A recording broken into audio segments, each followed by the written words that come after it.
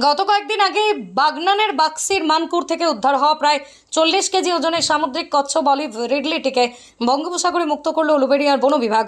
প্রসঙ্গত গত শুক্রবার বাগনানের মানপুরে রূপনারায়ণের নদের পার থেকে উদ্ধার হয় একটি অসুস্থ বিশাল আকৃতির সামুদ্রিক কচ্ছপ অলিভ রিডলে। পরে পরিবেশ কর্মীদের সাহায্যে এই কচ্ছপটিকে উদ্ধার করে চিকিৎসার জন্য গড়চুমিকে নিয়ে যায় উলুবেড়িয়া বন বিভাগের কর্মীরা।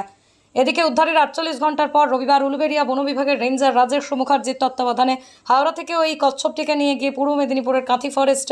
রেঞ্জ এলাকায় বঙ্গোপসাগরের গভীর সমুদ্রে মুক্ত করে দেয়। আর এদিন ওই কচ্ছপটিকে মুক্ত করতে কাঁথি সমুদ্রগড়ে উপস্থিত ছিলেন হাওড়া ও পূর্ব মেদিনীপুরের বন বিভাগের কর্মীদের পাশাপাশি পরিবেশ কর্মী চিত্রক প্রামাণিক। আর বিশাল আকৃতির সামুদ্রিক কচ্ছপ অলিভ রিডলে মুক্ত করা প্রসঙ্গে পরিবেশ কর্মী চিত্রক প্রামাণিক বলেন, আচ্ছা, আপনারা জানেন সবাই যে আমাদের বাগনান থানার অন্তর্গত মানপুর শীতলাতলায় আমরা যে 40 কেজি ওজনের যে বড় অলিভ রিডলে কচ্ছপ, সামুদ্রিক কচ্ছপ যেটি উদ্ধার করেছিলাম, সেটি আমরা গড়চুমুক প্রাণী চিকিৎসা কেন্দ্রে পাঠাই এবং হাওড়া বন বিভাগের তত্ত্বাবধানে আমাদের উলুবেড়িয়া রেঞ্জের রেঞ্জ অফিসার রাজেশ মুখোপাধ্যায়ের তত্ত্বাবধানে হাওড়া বন বিভাগের পক্ষ থেকে আমরা গতকাল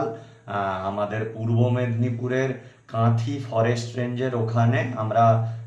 বঙ্গোপসাগরে ওই কচ্ছপটিকে আবার তার পুনরায় স্বাভাবিক আবাসস্থলে ফিরিয়ে দিই এবং কচ্ছপটি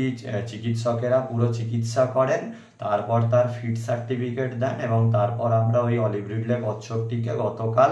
আমাদের সমুদ্রে আবার তাকে আমরা তার স্বাভাবিক আবাসস্থলে ফিরিয়ে দিই।